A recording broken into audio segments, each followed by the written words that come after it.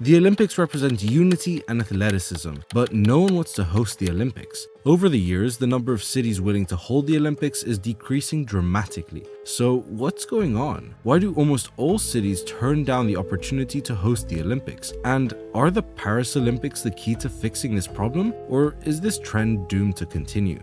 Let me explain.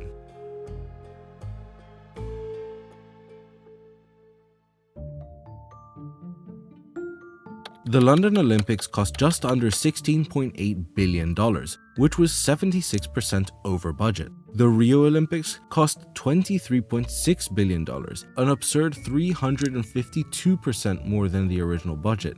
And these are just the spendings on only the operations and projects directly related to the Olympics. That means securing accommodation, building any necessary stadiums, but not projects like improving the local public transportation and renovating buildings to make the city more beautiful. In Rio, for example, many people mention the new metro line they opened for the Olympics, connecting Barra da Tijuca and Ipanema, two neighborhoods in Rio. And this $3.1 billion line was initially restricted to just people with tickets for the Olympic Games. But what also tends to not be mentioned is that the city also spent $4.2 billion renovating Porto Maravilha, an historic area in Rio.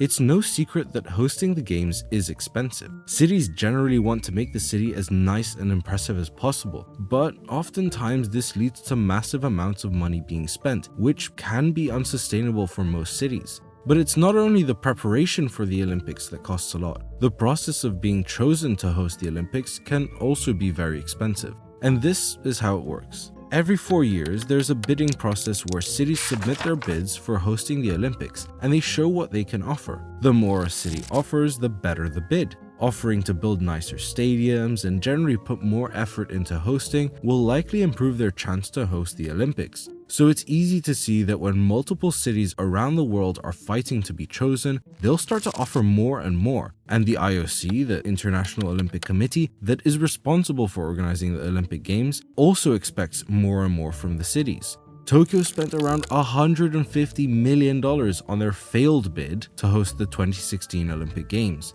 This year, only 2 cities submitted a bid to host the Olympics, Paris and Los Angeles. Other cities thought about hosting the games, but ended up dropping out. Boston once planned to host the 2024 Olympics, but after public support diminished due to people finding out how much money it would cost the city, they decided to withdraw the bid. Hamburg had a similar response when they were also contemplating holding these Olympics. Hamburg estimated the cost of hosting the Olympics to be $12.6 billion, with taxpayers paying a whopping $8.3 billion of it. And when it came to the public deciding through a referendum whether to host the games, a majority voted against the Olympic bid. Budapest was also initially thinking about holding the 2024 Olympics, but seeing Hamburg's withdrawal from the bid, people started to gather signatures to force a referendum on whether Budapest should continue with the bid or not. And once over 250,000 signatures were obtained, Budapest also dropped out of the race. It seems like cities are avoiding the Olympics like it's an economic plague. But is this true? Are there any positives about hosting the Olympics? The benefit that comes to mind to defend the Olympics is an increase in tourism that a city will have, not only during the event, but also after, as it then holds a place in history as an Olympic city.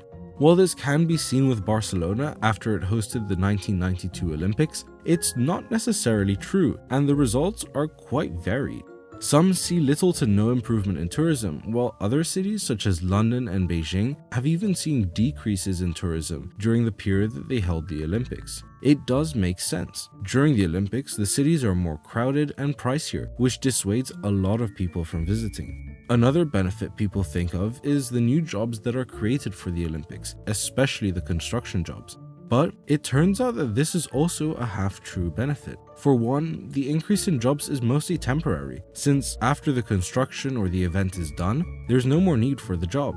Moreover, of the jobs that are created, only a small portion actually go to the unemployed. The European Bank for Reconstruction and Development stated that of the 48,000 jobs created by the London Olympics in 2012, only around 10% are estimated to have been filled by previously unemployed people. And besides, one can argue that spending the money that would have been spent on the Olympics on other projects in the city would also create jobs. What about the building of new infrastructure that is prioritized for the Olympics? Surely that has a long-lasting benefit for the locals, right? Well, it's not that simple. In Brazil, many of the venues that were built for the games are now abandoned. The sports economist Andrew Zimbalist puts it in a simple way. Generally speaking, if a city doesn't have a stadium or arena before the Olympics come, then why would they need one afterwards? It's a critical take, but it does have truth behind it. If the investment were to be financially feasible in the first place, it would have already been done. It doesn't seem like the Olympics has much going for it. If it's so detrimental for cities, how come it has survived this long? Well, it actually has worked before, and the best example of it is Los Angeles in 1984. The Olympics back then were facing the same problem. No one wanted to host them. Los Angeles ended up being the only city to submit a bid for the 1984 Summer Olympics, and they managed to negotiate with the International Olympic Committee to use existing stadiums and accommodation. This meant that the city didn't have to invest much in new infrastructure, and in the end, they even profited $215 million. That might be the secret. The way to make the Olympics feasible is to make sure you already have the infrastructure and not splurge on fancy new construction projects. But cities didn't quite remember that after the LA Olympics. The number of city bids started to increase after the profitable LA Olympics, and because of the competition, cities were offering more and more until it got unsustainable. And this takes us to the Paris Olympics exactly 30 years later. What's going on there? Will it be an economic success or a failure?